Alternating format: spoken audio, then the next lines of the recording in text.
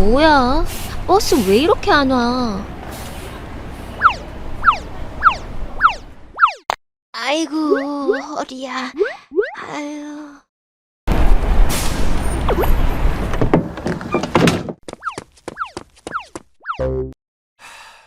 할머니, 타실 거예요? 안 타실 거예요?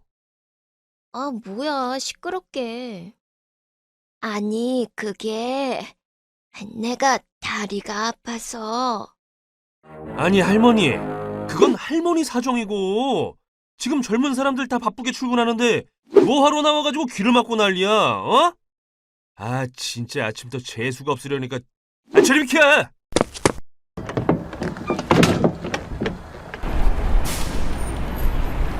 에휴. 다리도 불편한 양반이 그냥 집에나 있지. 뭐하러 나와서 고생이람?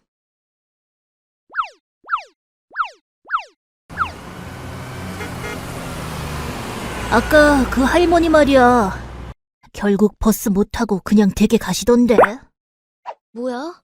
누구? 어? 네가 할머니를 좀 도와드리지 그랬니? 뭐야? 꿈인가? 고양이가 말을 하잖아! 너 아까 그냥 집에나 계시는 게 낫겠다고 했니? 만약에 나중에 너한테 누가 나이 들었으니 어디 아무 데도 가지 말고 그냥 집에만 있으라고 하면 너는 그렇게 할래? 아니, 이 고양이 말하는 것 좀 보게. 남이사 무슨 상관이람? 네가 그 할머니였다고 생각해봐. 얼마나 힘드시겠어. 헐, 고양이 주제에 오지랖은. 그 할머니 나이 든 게 내 탓이야? 안 되겠군. 네가 직접 한번 늙어보면 알겠지.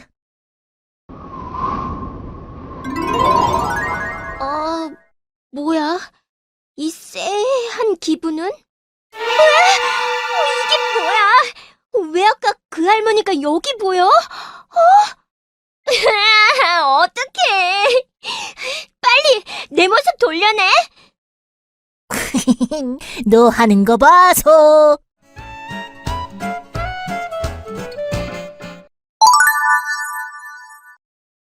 그나저나 왜 이렇게 갑자기 피곤한 거지? 온몸이 뻐근하고 다리에는 뭘 매달아 놓은 것처럼 무거운 게 아주 죽겠네. 그렇지. 나이가 들면 바뀌는 게 이 주름 같은 나이든 외모뿐만이 아니야. 노인이 되면 여러 가지 신체 기능이 저하되는데 뼈와 근육이 위축되면서 키가 줄어들고 등이 굽지. 또 폐활량이 줄어들고 흉부가 짧아지면서 숨이 차게 돼. 산소 공급이 젊을 때처럼 원활하게 잘 안 되니까. 그래서 그냥 걷기만 하는데도 이렇게 숨이 가쁘고 힘든 거구나. 그래서 나이가 들면 운동 기능도 떨어지고 신체 활동도 어려워지는 거야. 아까 그 할머니가 왜 그렇게 힘들어 하셨는지 알겠니? 몰라. 지금 그냥 서 있는 것만 해도 죽을 것 같아. 그렇다고 밖에 안 나오고 집에만 있기에는 너무 우울할 것 같고. 아까는 내 알 바 아니라더니. 이제 조금씩 노인을 이해하기 시작한 건가? 그게 나랑 무슨 상관이야? 내가 노인도 아닌데 왜 노인을 이해해야 하냐고. 왜 상관이 없어? 너는 요즘 고령화 문제에 대해 못 들어봤니? 고령화? 모두 오래 살면 좋은 거 아냐? 노인이 늘어나는 게 뭐가 문제라는 거야? 단순히 노인이 늘어나서 문제가 생겼다고 말하기는 어렵고, 일단 문제를 이해하려면 인구 구조 변화의 문제를 이해할 필요가 있어. 먼저 일반적으로 65세 이상을 노인이라고 규정하고 있는데 1960년에는 전체 인구의 3%도 안 되던 65세 이상 노인 인구가 2000년에는 7.2%로 높아졌고 2019년 현재는 65세 이상 인구가 전체 인구의 14.9%까지 높아졌어. 65세 인구가 전체 인구의 7%를 넘으면 고령화 사회, 14%를 넘으면 고령 사회, 그리고 20%를 넘으면 초고령화 사회라고 하는데 우리나라는 이미 2000년에 고령화 사회에 진입했고 2017년을 넘어서면서 고령 사회에 진입했어. 그리고 2025년이 되면 초고령 사회에 진입할 것으로 예측되는 상황이야. 고령화 사회에서 고령 사회로 가는데 17년, 다시 초고령화 사회로 가는데 불과 8년이라니 엄청 빠른 거 아니야? 맞아. 독일, 이탈리아, 프랑스 같은 선진국들은 이미 초고령화 사회에 진입하긴 했지만 우리나라만큼 빠르게 고령화가 이루어지지는 않았어. 가까운 일본은 1994년 고령 사회에 진입한 후 12년 만인 2006년에 초고령화 사회에 진입했는데 우리는 현재 8년 이내에 초고령화 사회에 들어설 예정이니 엄청 빠른 속도지? 근데 이게 끝이 아니라는 거. 2040년이 되면 65세 이상 노인 인구가 전 인구의 32.8%를 차지하게 되고 2065년이면 무려 42.5%가 될 것으로 예측되고 있거든. 뭐? 42.5%? 우리나라 인구의 거의 절반이 노인이 된다는 거야? 그런 셈인 거지. 게다가 최근 저출산이 계속되면서 이 속도는 점점 더 빨라지고 있어. 노인들은 늘어나는데 새로 태어나는 아이들은 별로 없다면 우리나라 인구가 전체적으로 줄어든다는 거잖아. 그렇지. 그리고 은퇴한 노령 세대에 대한 사회적인 부양비 문제도 생기게 되지. 노인들을 위한 건강보험이나 노령연금 같은 것을 말하는 거야?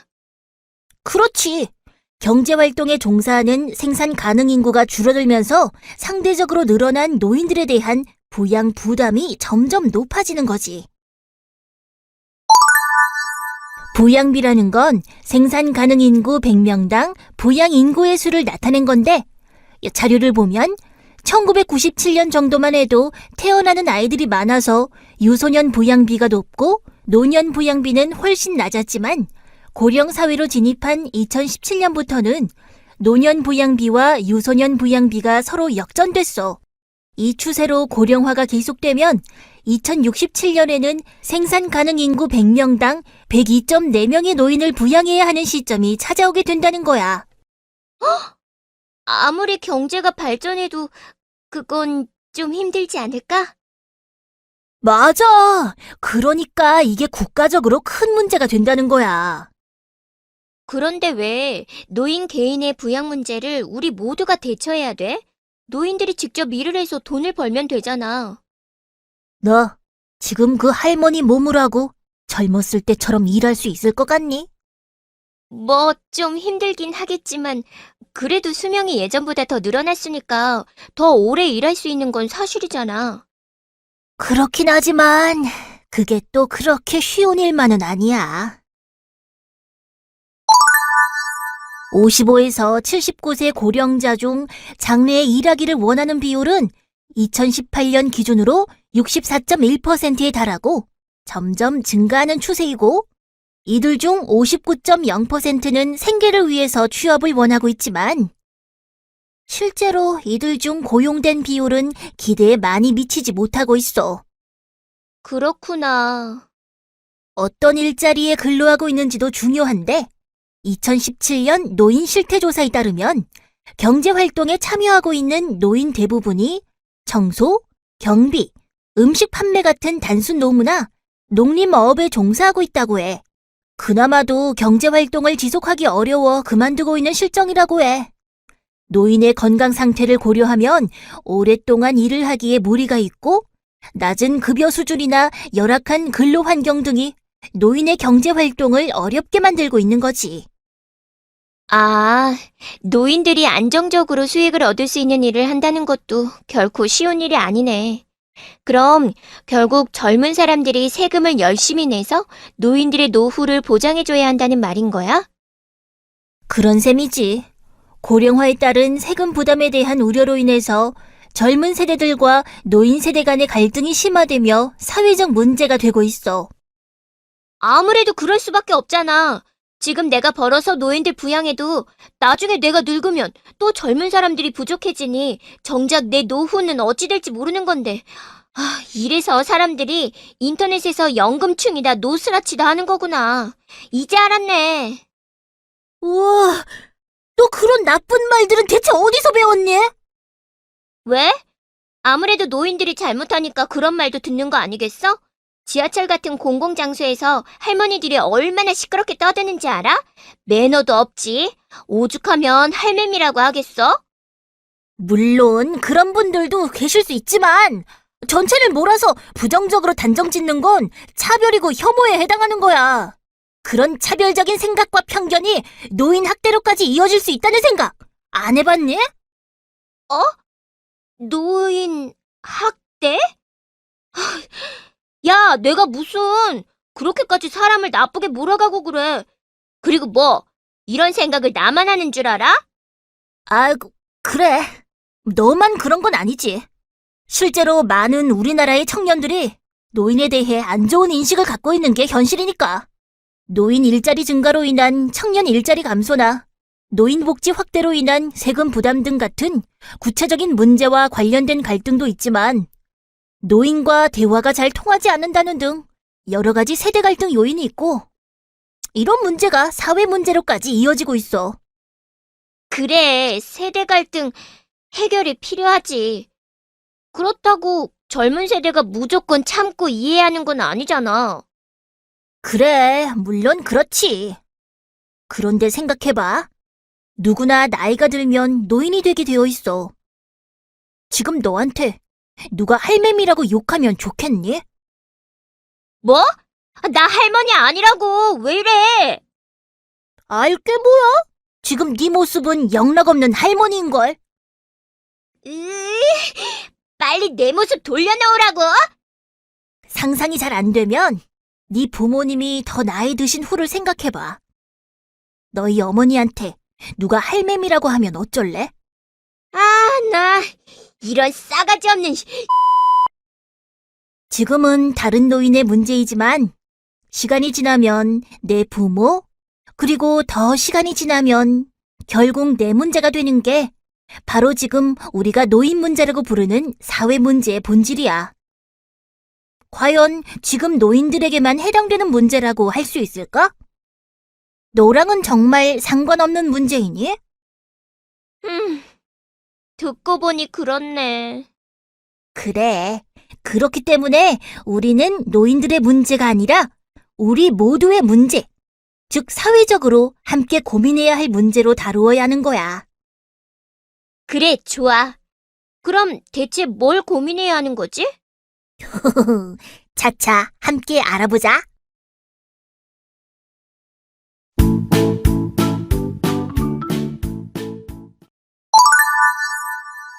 아리야, 너는 노인하면 어떤 이미지가 떠오르니? 내가 할머니 모습을 하고 말하는 게 좀 이상하지만, 솔직히 별로 긍정적인 단어들은 떠오르지는 않는 것 같아. 나중에 노인이 될 생각을 하니 암울하기도 하고. 사실 너만 그런 게 아니라 우리나라의 많은 사람들이 노인에 대해 긍정적인 이미지를 갖고 있지 않은 것이 현실이야. 솔직히 그동안 노인을 공경해야 한다고 배우긴 했지만, 나이 들면 뭐든 나빠지기만 하고 좋은 게 별로 없잖아? 노인에 대해 긍정적인 인식을 가질 만한 게 있을까? 그럼 우리가 가지고 있는 노인에 대한 편견이나 오해에 대해 함께 이야기해보자. 여기 빈칸에 들어갈 말을 한번 생각해봐. 어떤 것이 떠오르니? 무능력하다? 노인이 되면 새로운 것을 빠르게 배우기도 어렵고 어떤 일을 한다는 것 자체가 힘들 것 같은데? 노인이 되면 신체 기능이 젊을 때에 비해서 떨어지는 건 사실이지만 노인이 되면 지적 능력이 떨어진다, 무언가 배우기 어렵다라고 생각하는 건 일종의 편견이야. 어째서? 나이 들면 건망증도 심해지고 기억력이 떨어지는 건 사실이잖아? 치매라는 병도 주로 노인들이 앓는 질병이고. 아무래도 노인이 되면 단기 기억력이 감퇴되고 최근에 일어난 일을 상대적으로 잘 기억하지 못하는 경향이 커지지만 지적 능력이라는 것은 단지 기억력만을 이야기하는 것이 아니거든. 학습 능력이나 사고력이나 문제 해결 능력은 연령이 증가한다고 해서 떨어지는 것이 아니고 개인의 교육 수준이나 훈련 여부에 따라서 더 큰 영향을 받는다고 해. 나이가 들어서도 지속적으로 노력하면 지적 능력을 유지할 수가 있다는 거지. 그런데 말이야, 나이 드신 분들이 새로운 것을 배우기 어려운 건 사실이잖아? 아무래도 새로운 것을 짧은 시간 안에 외우거나 하는 일은 어렵지만 충분한 시간과 학습 동기만 있다면 젊은 사람들 못지않게 높은 성과를 낼 수도 있다고 해. 아, 노인들이 아무것도 할 수 없다는 생각은 정말 잘못된 생각이었구나. 노인들에 대해 갖고 있는 오해나 편견, 또 어떤 게 있을까? 고집불통이다? 무슨 말을 하려고 해도 들으려고 하지 않는 걸 보면 말이 정말 안 통한다는 생각이 들어. 또 나이 어린 사람들을 가르치려고 하는 걸 보면 권위적이라는 생각도 들고. 노인이 되면 아무래도 새로운 것을 시도하기 두려워하고 과거의 방식을 고수하려는 심리적 경향이 생기는 건 사실이야. 아무래도 신체적인 기능이 저하되다 보니까 사고나 행동을 하는데 조심스러워지는 거지. 그저 새로운 변화를 받아들이는데 어려움을 느끼는 경향이 있다는 것뿐이지 노인들이 모두 자기만 옳다고 주장하고 다른 사람을 무시한다는 건 아니야.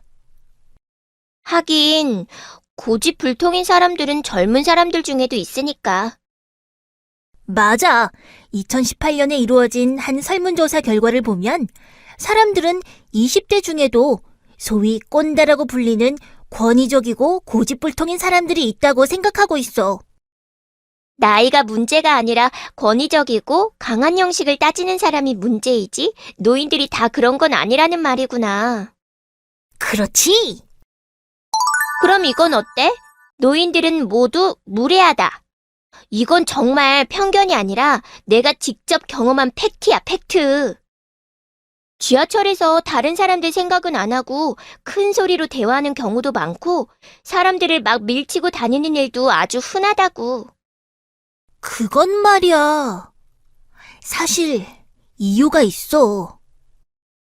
일단 노화가 이루어지면 점차 소리의 높낮이와 강도에 대한 감지 능력이 떨어지고 소리가 작고 울리면서 들리기 때문에 작은 소리로 말하기가 어려워지게 되는 거야. 아, 그래서 시끄러운 장소가 아닌 곳에서도 큰 소리로 말을 하시는 거구나. 그럼 사람들을 막 밀치고 다니는 건? 그건 왜 그런 건데? 그것도 노화에 따른 시각 능력 약화 때문이야. 동공 조절 능력이 감소되고 시야가 축소되면서 시야 밖에 있는 것들을 감지하기가 어려워지거든. 그리고 생각해봐. 지하철에서 내리거나 탈 때 일정 시간이 지나면 문이 닫혀버리잖아. 노인들은 젊은 사람들처럼 빠르게 내리거나 타기가 어려운데 그 짧은 시간 안에 빨리 움직여야 하니 얼마나 마음이 급하시겠니. 아, 그런 이유가 있는 줄은 몰랐네. 앞으로 노인분들이 자꾸 밀친다고 불평하기 전에 먼저 내리실 수 있게 배려해드려야겠구나. 좋아. 이제 노인에 대해 갖고 있던 오해도 풀었으니 노인들이 당면한 현실적 문제에 대해 좀 더 이야기를 해보자. 어떤 것들이 노인들을 힘들게 할까? 글쎄, 신체적 질환이나 경제적인 어려움 같은 문제도 있겠지만 가장 큰 건 외로움이 아닐까? 아무래도 나이가 들면 일을 그만두게 되면서 사회적인 활동도 줄어들고 배우자와 사별하는 경우도 생기게 될 수 있잖아. 그렇다고 요새 자녀들이 부모를 모시는 분위기도 아니고. 맞아. 실제로 조사 결과를 봐도 자녀와 동거를 하는 노인이나 노인 부부가 함께 사는 세대보다 노인 혼자 사는 독거 가구의 경우에 우울 증상이 더 높은 것으로 나타나고 있어. 배우자가 있는 경우보다 배우자가 없는 경우 더 우울 증상 비율이 높게 나타나고 있고. 우울증? 그거 되게 무서운 거 아니야? 우울증 때문에 극단적인 선택을 하는 사람도 있다던데.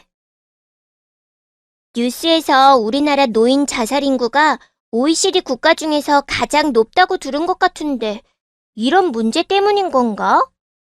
우리나라 노인 자살률이 높은 이유는 경제적 빈곤 문제부터 건강 문제 등 여러 가지 이유가 있기 때문에 단언해서 말하기는 어렵긴 하지만 외로움이라는 문제를 따로 떼어 생각하긴 어려울 것 같아. 2017년 조사에 의하면 자살을 생각해 본 적이 있다는 노인이 6.7%인데 이 중에서 12.4%는 외로움 때문에 자살을 생각했다고 대답했거든.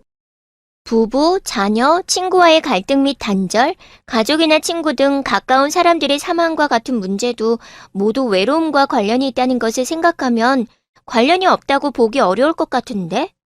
아무래도 혼자가 되면 경제적, 사회적, 정서적으로 고립되면서 여러 문제가 복합적으로 발생할 수 있잖아. 그렇지. 결국 노인들의 외로움이라는 문제를 우리가 단순히 개인적인 감정의 문제로 치부할 게 아니라 사회적 문제로 고민해 볼 필요가 있다는 의미인 거지. 그렇구나. 그동안 어르신들이 공원 같은 데 삼삼오오 모여 계신 걸 보면 그냥 이상하다고만 생각했었는데, 나름대로는 사회적 관계를 통해서 외로움에서 벗어나 보려고 하시는 거라고 생각하지는 못했어. 노인의 외로움을 더욱 가중시키고 노인을 힘들게 하는 문제는 바로 차별과 혐오의 문제야. 아까 우리가 이야기한 틀딱이니 할매미니 하는 혐오를 부추기는 신조어는 물론이고 노인이 오면 장사가 안 된다느니 집에나 있으라는 등 여러 가지 차별적인 생각과 표현들이 만연해 있는 게 현실이야. 비하 발언이나 혐오 표현이 무서운 이유는 이런 것들이 사회 전반적인 의식으로 자리 잡을 경우 극단적으로는 폭력으로까지 이어질 수 있기 때문이야. 노인들은 몸이 불편하고 무기력하다 라는 고정관념이 노인들의 활동에 제약으로 작용하고 결국 사회적, 경제적인 배제와 노인 학대에까지 영향을 미칠 수 있다는 거지. 노인이라는 이유만으로 이렇게 차별받는 건 명백한 인권 침해나 사회적 폭력이라고 생각하지 않니? 아니, 내가 아까 할머니한테 집에나 계시라고 한 건 그런 것까지는 아니었는데, 그저 사소한 말이라고 생각했는데 그런 말들이 증오와 차별, 폭력까지 이어질 수 있다고 생각하지는 못한 것 같아. 할머니께 죄송하고 부끄러워지네. 노인에 대한 오해, 편견, 그리고 차별화, 혐오적 표현이 노인 학대로까지 이어질 수 있다는 것 정말 무섭지 않니? 노인 학대라면 노인들을 막 때리는 걸 말하는 거야? 학대가 반드시 물리적인 폭력만 이야기하는 건 아니야. 노인에게 위해를 가하는 모든 행위는 노인 학대에 해당해. 신체적인 폭력 외에도 정신적 폭력, 정서적 폭력, 성적 폭력까지를 모두 포함해. 경제적 착취나 가혹행위를 하는 것, 유기 또는 방임을 하는 것도 모두 노인학대라고 할 수 있지. 우리나라 노인학대 현황을 보면 문제는 이건 노인학대로 신고되어 노인학대로 판정된 수를 집계한 것이기 때문에 신고되지 않은 노인학대가 얼마나 되는지는 알 수 없는 실정이야. 신고되지 않은 노인 학대가 더 많을 수 있다는 거야? 노인학대 발생 장소를 보면 가정 내에서 발생하는 경우가 많고 그 외에도 생활시설이나 이용시설, 병원, 공공장소 등에서 다양한 곳에서 노인학대가 발생하고 있어. 생각보다 우리 주변의 곳곳에서 노인 학대가 일어나고 있구나. 그런데 학대 발생 장소가 가정 내라면 가족에 의해 노인 학대가 발생한다는 거야? 전체 노인학대 행위자 유형을 살펴봐도 78%가 배우자나 아들, 며느리, 딸과 같은 친족인 경우가 대부분이야. 뭐? 다른 사람도 아니고 자녀와 배우자에 의한 학대가 가장 많은 수를 차지한다니 너무 충격적이다. 실제 사례를 보면 학대를 당하더라도 내 자식이라서 집안일이라 알려지는 게 창피하다. 그냥 나만 참으면 집안이 조용해진다고 생각하고 신고하지 않은 분들이 꽤 된다고 해. 이렇게 은폐되는 사례까지 고려한다면 노인학대가 훨씬 더 많이 발생하고 있을 가능성이 높은 거지. 일반적으로 노인학대 유형은 중복되어 발생하는데 이 중 가장 많은 학대 유형은 바로 정서적 학대와 신체적 학대야. 2018년 노인학대 사례 중 신체적 학대가 3,046건, 정서적 학대가 2,508건 발생했고, 다른 유형의 학대와 비교해 볼 때 발생이 매우 높다는 걸 알 수 있어. 노인이 되면 그저 아프고 힘들다고만 생각했지, 이렇게 큰 고통을 겪고 있다고는 생각하지 못했는데.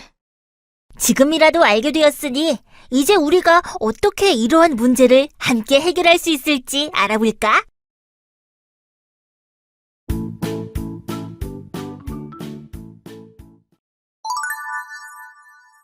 우리 주변에 학대받는 노인이 없도록 하기 위해서 여러 가지 노력이 필요하겠지만 말이야. 만약에 주변에서 학대받는 노인을 발견했다면 어떻게 해야 할까? 글쎄. 일단 112나 119에 신고해야 하지 않을까? 오, 내가 알려주려던 정답은 아니지만 그것도 맞네. 만약 학대받는 노인이 부상이 있거나 위험한 상황에 노출되어 있다면 학대 상담이나 이런 것보다 피해 노인의 안전을 확보하는 게 먼저니까 그럴 경우에는 당연히 바로 112나 119에 신고해야지. 아, 그렇네. 역시 신고보다 중요한 건 어르신을 안전하게 보호하는 게 우선이니까. 그런 말이야. 당장 위험에 노출되어 있는 위급한 상황이 아니긴 한데 확실한지는 잘 모르겠지만 학대가 의심되는 상황이라면 그럴 땐 어떻게 해야 하는 거야? 그럴 땐 노인학대 문제를 전문적으로 다루는 기관에 연락하는 것이 좋지. 바로 1577-1389 빨리 구해주세요라는 번호야.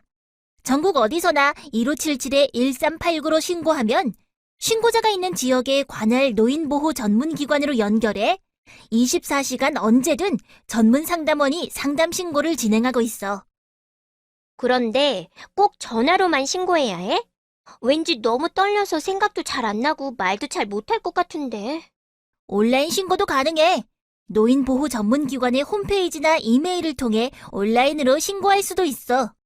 뿐만 아니라 직접 기관을 방문해서 얼굴을 보면서 상담을 하는 방법도 있지. 그런데 노인에게 위해를 가하는 상황을 직접 목격했다면 확실한데 그게 아니라면 학대인지 애매할 때가 더 많을 것 같은데 말이야. 알고 보니 그냥 가족끼리의 문제일 수도 있는 거고 애매하지 않나? 괜히 잘못 의심했다가 남의 집 문제에 참견하는 꼴이 될 수도 있고 말이야. 물론 직접 판단하기 애매한 경우도 많을 거야.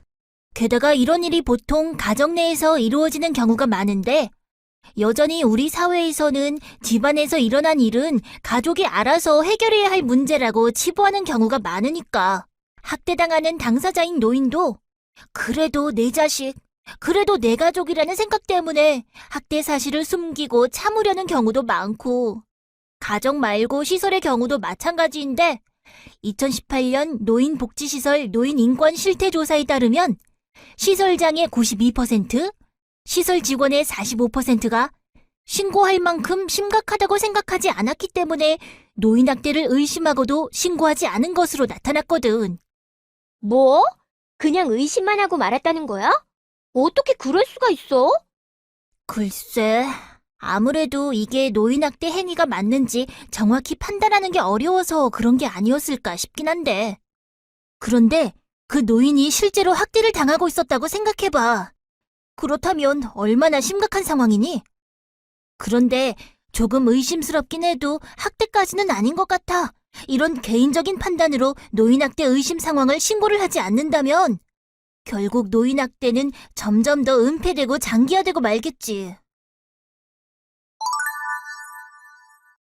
그런데 그냥 무조건 의심된다고 신고하기보다는 어떤 경우가 노인 학대에 해당하는지 알아볼 수 있어야 신고도 할 수 있을 것 같은데. 그렇지. 어떤 경우가 노인학대인지, 그리고 어떤 경우에 노인학대를 의심해 볼 수 있는지 노인학대의 유형과 징후에 대해 설명해 줄게. 노인학대는 신체적 학대, 정서적 학대, 성적 학대, 경제적 학대, 방임, 자기방임, 유기 등으로 나타나는데 대부분은 여러 유형의 학대가 중복적으로 이루어지는 경우가 많아. 먼저 신체적 학대는 물리적인 힘 또는 도구를 이용해 노인에게 신체적 혹은 정신적 손상, 고통, 장애를 유발시키는 행위를 말하는 거야. 신체 구타, 억압, 강제로 가두거나 통제, 생존 유지를 위한 식사, 장치, 약물 등을 단절하는 것, 약물 및 주사를 강제 복용, 투입하는 것, 강제 노동 등이 대표적인 행위라 할 수 있어. 만약 노인의 몸에 치료받지 못한 상처나 부상 등이 있거나 머리카락이 뽑힌 흔적, 머리 부분에 출혈이나 묶인 흔적 등이 신체에 있고 위축감이나 두려움, 심한 불안 증세를 보인다면 신체적 학대를 의심해 볼 수 있지. 아무래도 상처 같은 건 눈에 쉽게 보이는 거니까 평소에 주변 어르신의 관심을 좀 기울인다면 비교적 쉽게 알아볼 수 있을 것 같네. 그렇지. 다음으로 정서적 학대는 비난, 모욕, 위협, 협박 등의 언어 및 비언어적 행위를 통하여 노인에게 정서적 고통을 주는 행위를 말하는데 욕설을 퍼붓는다거나 고함을 지른다거나 노인을 무시하고 비난하는 행위, 수치감을 주는 모욕적인 말을 하는 경우 등이 대표적이야. 그런데 정서적 학대는 신체적 학대처럼 눈에 띄는 게 아니잖아. 정서적 학대를 당했는지 어떻게 알아볼 수 있어? 정서적 학대는 심리적인 불안이나 정서적 고통으로 인해 더욱 다양한 징후를 나타내기도 해. 무반응 또는 무표정한 모습이거나 잠을 못 자거나 안절부절 못하고 무언가 말하기를 꺼려하거나 주저하는 모습을 보이면서도 한편으로는 흥분하거나 화가 난 분노의 모습을 보이기도 하지. 또 극단적인 행동이나 히스테리를 보이기도 하고 가족 또는 보호자와 대화가 거의 없거나 눈치를 보기도 하지. 그렇구나. 주변에 노인이 있는 집에서 다툼이나 욕설, 큰 소리가 자주 들리면 잘 관찰해 볼 필요가 있겠네. 다음으로 성적 학대는 성적 수치심 유발 행위 및 성폭력 등 노인의 의사에 반하여 강제적으로 행하는 모든 성적 행위를 의미하는데 성폭행 같은 행위는 물론이고 노인에게 성적 수치심과 굴욕감을 줄 수 있는 언행도 성적 학대에 해당해. 또 노인이 판단 능력이 부족하다고 해서 사람들이 보는 앞에서 목욕을 시키거나 옷을 갈아입히는 등 성적 수치심을 느끼게 하는 경우도 모두 성적 학대야. 한 요양병원 복도에서 80대 노인의 하반신을 노출한 채 기저귀를 교체한 사건이 신고된 적이 있었는데 이 경우도 법원에서 당연히 성적 학대에 해당한다고 판결했지. 노인이 직접적으로 의사표현을 할 수 없다고 하더라도 충분히 수치심을 느낄 수 있는 상황인 것 같아.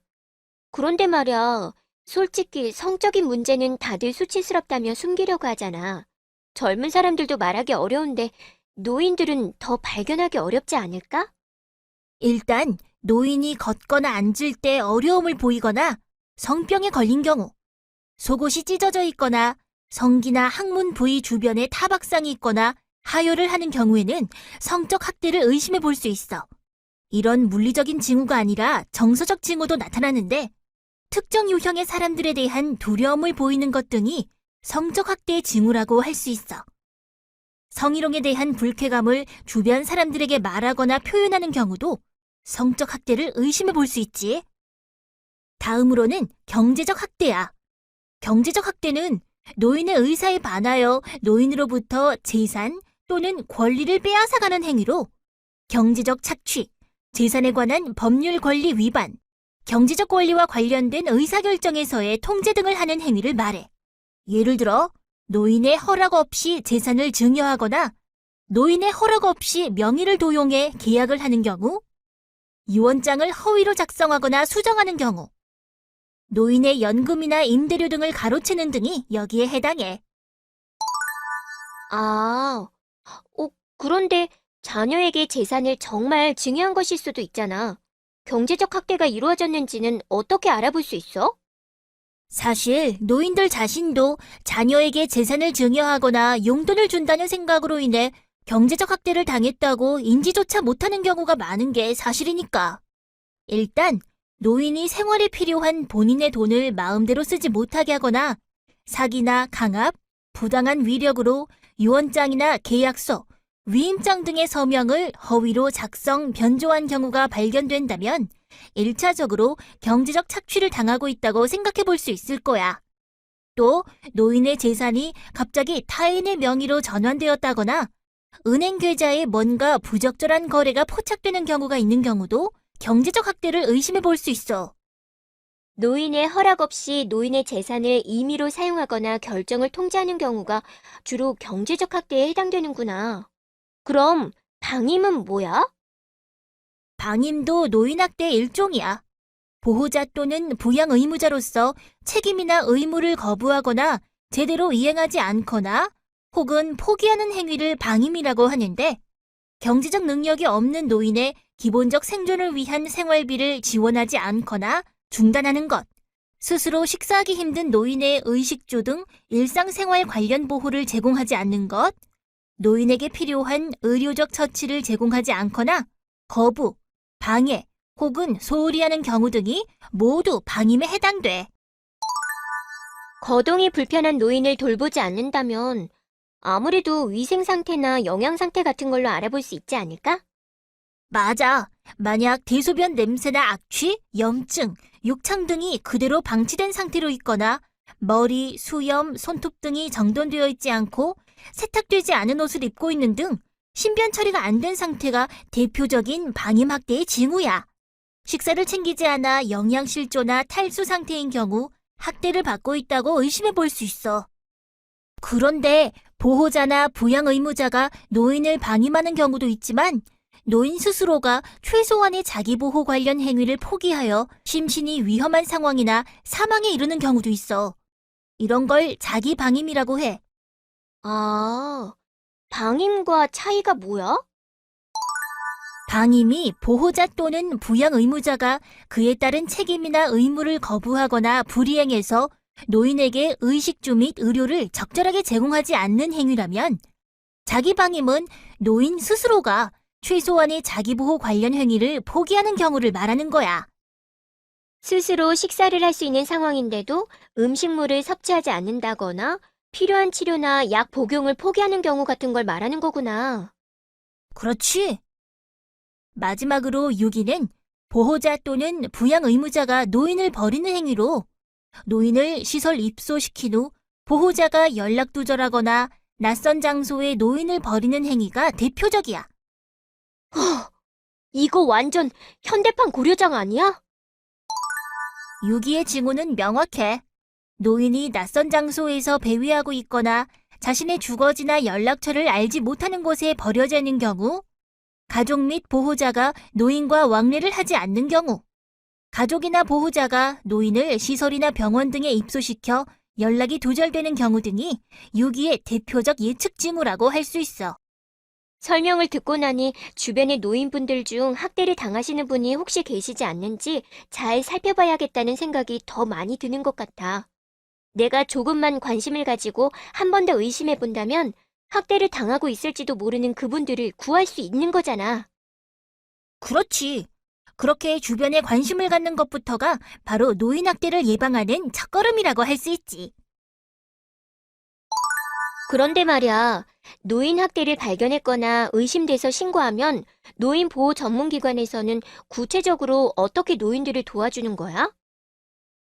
노인보호 전문기관은 노인복지법 제39조의 5에 따라 노인학대 예방을 위해 설치한 기관으로 2019년 기준 중앙노인보호 전문기관 1개, 지역 노인보호 전문기관은 33개로 총 34개의 노인보호 전문기관이 설치되어 있어. 노인보호 전문기관으로 의심 사례가 신고 접수, 상담 요청되면 전문 상담원이 학대 상황을 파악해 그 다음 현장에 방문하여 구체적인 학대 사례를 조사하고 노인학대 여부를 판정하는 거지. 사례 판정 후에는 학대 피해 노인 또는 학대 행위자와 그 가족을 위한 사회 서비스를 비롯해 학대 노인 전용 쉼터를 연계하거나 지정 양로시설 연계, 상담 및 치료 서비스 등을 제공해. 이런 절차가 모두 마무리되면 사례를 종결하게 되는데, 사례가 종결된 이후에도 지속적인 사후 관리를 통해 학대가 재발되지 않도록 관리를 실시하지. 와, 생각보다 더 체계적으로 학대 피해 노인을 보호할 수 있도록 되어 있구나. 그런데 학대 피해 노인 전용 쉼터라는 게 뭐야? 양로원 같은 거야? 양로원은 의지할 곳이 없는 노인들을 수용하여 보호하는 복지시설을 말하는 거고, 학대 피해 노인 전용 쉼터는 학대를 받은 피해 노인의 심신치유 프로그램을 제공하기 위해 설치된 보호시설을 말하는 거야. 현행 노인복지법에 따라 2019년 기준 전국에 18개 학대 피해 노인 전용 쉼터가 설치되어 있는데, 노인학대로 판정받은 경우 건강검진 등의 절차를 거쳐 최대 6개월까지 쉼터에 입소할 수 있어.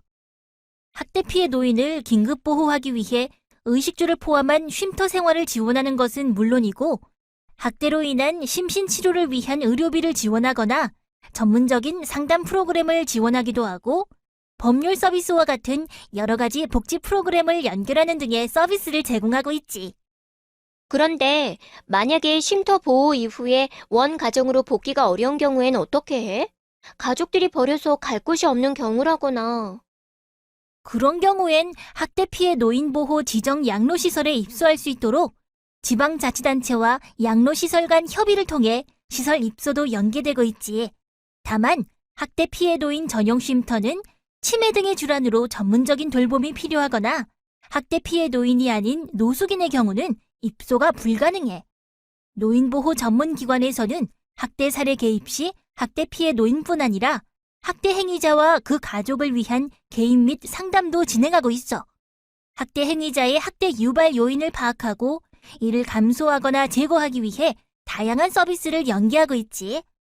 아니, 노인 학대라는 범죄를 저질렀는데도 학대 행위자에 대해서 대체 뭘 해준다는 거야? 학대 피해 노인을 안전하게 보호하는 것도 필요하지만 학대가 다시 발생하지 않도록 하는 것이 가장 중요해. 그래서 학대 행위자에게 상담이나 복지 서비스 등을 다양하게 제공하고 재발 방지를 위한 교육도 하는 거야. 아, 그렇구나. 또다시 학대가 발생하지 말란 법은 없으니까. 단순히 겉으로 드러난 문제가 아니라 근본적인 문제를 해결하기 위해 다양한 노력을 하는 거지. 그렇구나. 노인보호 전문기관에서 하는 일이 정말 많네. 맞아. 하지만 이런 일들이 노인보호 전문기관에서 이루어지려면 반드시 먼저 이루어져야 하는 일이 있어. 그게 뭔데? 바로 노인 학대 신고. 주변에 학대받는 노인이 있는데도 신고가 이루어지지 않아 발견되지 않는다면 아무리 좋은 서비스가 있어도 소용없을 테니까 말이야. 결국 우리 모두의 관심이 필요하다. 이 이야기로구나. 그렇지.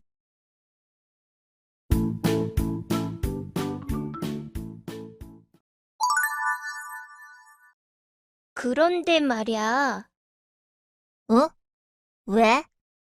나 이제 좀 내 모습으로 돌려주지 않을래? 나 진짜 반성 많이 했다고. 할머니, 할아버지들이 얼마나 힘드신지도 이해하게 됐고, 노인학대 문제가 심각하다는 것도 충분히 이해했고 말이야. 그래? 정말이야? 그래, 내가 뭐 노인학대에 대해서 잠깐 배웠다고 뭐 전문가가 되는 건 아니지만, 적어도 노인학대 문제를 봤을 때 모른 척해서는 안 된다는 것도 알게 되었지. 좋아. 그럼 퀴즈를 하나 맞추면 원래 모습으로 돌려주지. 갑자기 퀴즈? 노인학대 신고 번호는?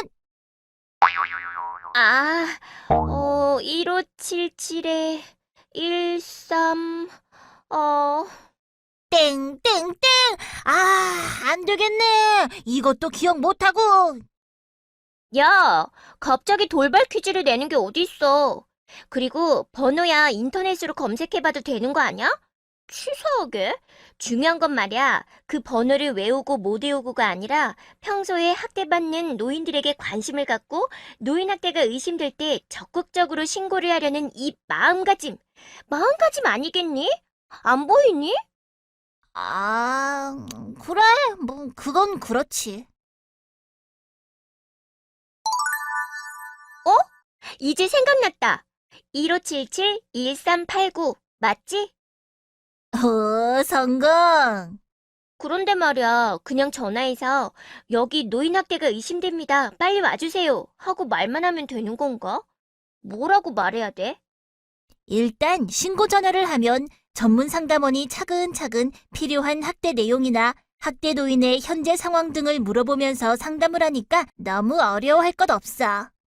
그래도 신고할 때 어떤 내용을 물어보는지 미리 알아두면 좀 더 정확하게 신고할 수 있지 않을까?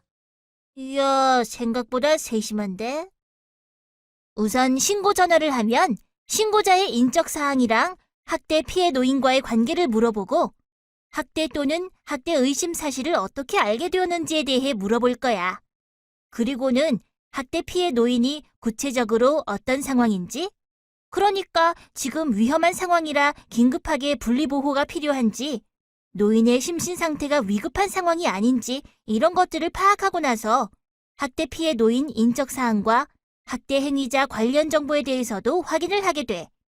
그리고 학대 유형이 무엇인지 혹은 학대의 심각성과 목격 일시, 장소 등 구체적인 정보를 제공하는 것이 좋겠지만 그렇지 않은 경우 본인이 알고 있는 만큼 이야기하면 돼. 그리고 만약 시설에서 노인 학대가 일어난 상황이라면 시설과 관련한 정보도 파악하게 돼. 이 경우 시설 관리나 운영상의 문제인지, 시설 종사자의 문제인지, 이용자 간의 문제인지 등 시설과 관련된 정보도 자세하게 제공하면 노인보호 전문기관에서 학대 의심 사례를 접수할 때 사례의 심각성과 응급성을 파악하는 데 훨씬 도움이 될 수 있어. 그런데 말이야, 아까 전화 신고를 할 때 신고자 인적 사항도 물어본다고 했잖아. 반드시 신고할 때 내 인적 사항을 밝혀야 하는 거야? 물론 인터넷으로 신고하면 익명으로도 가능하겠지만 긴급한 상황에서도 인터넷으로 신고를 할 수는 없잖아. 아, 물론 그렇지. 근데 만약에 말이야, 괜히 남의 일에 참견했다가 나중에 내가 신고한 게 알려져서 내가 불이익을 당하게 될 수도 있잖아. 그럼 어떻게 해? 뭐야 너, 그새 마음이 바뀐 거야? 안 되겠네. 원래 모습으로 바꿔준다는 거 취소. 아니, 얘는 무슨, 현실적으로 생각해보면 그렇다는 거지. 만약 내가 시설에서 일하는 사람이라면 더 못할 것 같은데? 신고했다는 사실이 알려져서 직장에서 따돌림이나 해고를 당하기라도 하면 어떻게 해? 노. 그럴 일은 절대 없으니 걱정할 필요 없어. 신고인의 신분 보장은 노인복지법으로 정해져 있어. 신고자의 신분 노출 역시 당연히 못하게 되어 있고, 이를 위반하면 1년 이하의 징역 또는 1천만 원 이하의 벌금에 처하도록 되어 있거든. 뿐만 아니라 공익신고자 보호법 제12조를 통해서도 신고자의 인적사항이나 그가 공익신고자임을 미루어 알 수 있는 사실을 타인에게 알려주거나 공개 또는 보도할 수 없도록 하고 있어. 신고자가 동의하지 않았는데도 신고자 인적사항이나 신고 내용을 공개한 경우 5년 이하의 징역 또는 5천만 원 이하의 벌금에 처할 수 있고, 신고자의 불이익 조치를 취할 경우엔 3년 이하의 징역이나 3천만 원 이하의 벌금에 처할 수 있도록 하고 있어. 아, 다행이다. 그렇다면 내가 완전 안심하고 신고할 수 있지. 약속할게. 나 김아리는 노인 학대를 발견했을 때 절대 모른 척하지 않고 반드시 적극적으로 신고하겠습니다. 오케이, 좋았어. 약속하는 거다. 이제야 살 것 같네. 방금 전까지는 서 있기조차도 힘들었는데. 버스나 지하철에서 어르신들 뵈면 이제 꼭 양보해드려야겠어. 그런 생각까지 하고 대견하네. 당연하지. 내가 말을 안 해서 그렇지. 사실 노인과 관련된 문제에 대해 엄청 관심이 많다고. 얼마 전에 노인 학대 신고 건수가 증가하고 있다는 것도 알고 있는 걸 신문에서 봤어. 그런데 매년 이렇게 신고 건수가 높아진다는 건 노인 학대 문제가 잘 해결되고 있다는 긍정적인 신호 아니야? 그래, 네 말대로 노인학대 신고율은 매해 조금씩 높아지고 있는 건 사실이야. 그런데 말이야, 65세 이상 노인 인구 전체를 놓고 보면 겨우 1000명당 2건 정도에 불과한 수준이야. 실제로 노인 학대가 그 정도 수준이면 다행이지만 노인 인구가 점점 늘어나고 있다는 사실을 생각해보면 신고율이 좀 더 높아질 필요가 있다는 거구나. 그렇지. 그럼 아예 전 국민이 반드시 노인학대 신고를 하도록 법으로 의무화하면 어때? 노인학대 신고가 물론 중요하지만 전 국민에게 강제하는 건 좀 무리가 있지. 하지만 법에서 노인학대를 발견했을 때 반드시 신고를 해야 하는 사람들을 정해놓고 있는데 이들을 노인학대 신고 의무자라고 해. 이들은 직무상 65세 이상의 사람에 대한 노인학대를 알게 되었을 때 반드시 노인보호 전문기관 또는 수사기관에 신고하도록 되어 있어. 이를 위반하여 신고를 하지 않는 사람에게는 500만 원의 과태료를 부과할 수 있도록 법으로 정해두고 있지. 구체적으로 어떤 사람들이 노인학대 신고 의무자에 해당하는 거야? 일단 의료인이나 의료기관의 장, 방문 요양과 돌봄, 안전 확인 등과 관련한 서비스 종사자, 노인복지시설의 장 및 종사자, 노인복지 상담원과 같이 노인들에 대해 의료나 복지 서비스를 직접 제공하는 시설에 근무하는 경우 노인학대 신고 의무 종사자에 해당해. 또 장애인 복지시설에서 장애 노인에 대해 상담이나 치료, 훈련, 요양 업무를 수행하는 사람은 물론이고 가정폭력 관련 상담소나 보호시설, 사회복지 전담 공무원과 사회복지기관의 장과 종사자 역시 노인학대 신고 의무 종사자에 해당해. 와, 상당히 다양한 직종의 사람들이 노인학대 신고 의무자로 지정되어 있구나. 아직 끝 아닌데. 불황자 및 노숙인 보호를 위한 시설이나 장기 요양기관 및 재가 장기 요양기관, 건강가정지원센터, 다문화가족지원센터, 성폭력 피해 상담소 및 성폭력 피해자 보호시설의 장과 종사자도 노인학대 신고 의무자야. 그 밖에도 119 구급대 구급대원과 응급구조사, 의료기사, 국민건강보험공단 소속 요양직원도 노인학대 신고 의무자에 해당하고 지역 보건의료기관의 장과 종사자도 노인복지시설 설치 및 관리 업무 담당 공무원도 노인학대 신고 의무자야. 엄청 많아서 다 기억은 못하겠지만 확실히 노인들 가까이에서 노인을 케어하는 직종의 사람들이 주로 노인학대 신고 의무 종사자로 지정되어 있는 것 같네. 이런 분들은 아무래도 어르신들을 자주 보고 노인에 대해서도 잘 이해하고 있을 테니까 노인학대를 발견하기 더 쉽겠지? 그렇지. 특히 노인복지시설 종사자나 사회복지관 등에서 종사하고 있는 신고 의무자 직군은 어르신들과 자주 만나고 친밀한 신뢰관계를 형성할 수 있는 특징이 있기 때문에 학대를 당해 위축된 노인들이 신고 의무자들을 믿고 도움을 요청할 수 있고 또 신고 의무자들이 어르신들의 신체적, 심리적 변화 등을 빠르게 발견할 수 있다는 장점도 있어. 오, 그렇구나. 사실 이분들이 일반인보다 훨씬 노인들에 대해서 잘 이해하고 가까이서 관찰할 수 있는 일종의 전문가들인 거잖아. 이런 분들이 나서서 노인학대를 막기 위해 앞장선다고 생각하니 왠지 멋진걸? 듣고 보니 정말 그렇네. 노인학대가 조기에 발견되어 신고되지 않으면 학대 피해는 점점 더 장기화되고 심각해질 수 있는데 신고 의무자들은 이를 예방하는 데 큰 도움을 줄 수 있어. 또 적극적으로 노인학대가 일어나지 않는지 살피고 적극적으로 신고를 하면 정말 많은 학대 피해 노인들을 구할 수 있겠지? 오, 이거 지금 완전 히어로 영화 같은 느낌이야. 멋져. 그런데 노인학대 신고 의무자라고 하니까 굉장히 딱딱한 느낌이 드는 것 같아. 그리고 신고하는 사람인데 의무자라는 말까지 붙이니 굉장히 부담스럽게 느껴지기도 하고, 좀 더 멋진 이름으로 불러주면 어떨까? 이분들을 부르는 멋있는 이름이 이미 있지? 오, 그래? 이미 이름이 있단 말이야? 아이, 뭔데? 뭔데? 바로 아리나비. 아리, 나비? 어? 뭐야? 너랑 내 이름을 합친 거잖아. 뭐, 이게 우연인진 잘 모르겠지만 그렇네. 이름 예쁘지 않니? 응, 뭔가 친근하고 따뜻하고 희망적인 그런 느낌인데? 근데 아리나비가 무슨 뜻이야? 아리나비는 파이팅을 의미하는 순우리말인 아리아리와 나비의 합성어야. 나비는 희망을 뜻하는 대표적인 상징물이잖아. 노인학대에서 벗어나 존중받는 삶을 살아가고자 하는 희망을 의미하는 거지. 그리고 아리아리는 길이 보이지 않아도 나아가며 그래도 길이 없으면 만들어서라도 나아간다라는 의미를 갖고 있어. 길이 보이지 않아도 힘차게 희망을 향해 나아간다니. 멋진데? 전국의 노인학대 신고 의무자들은 2018년 기준으로 약 14만 명 정도로 추산되고 있는데 중앙노인보호전문기관에서는 이들과 함께 노인학대 예방에 앞장서기 위한 공익 캠페인을 하고 있어.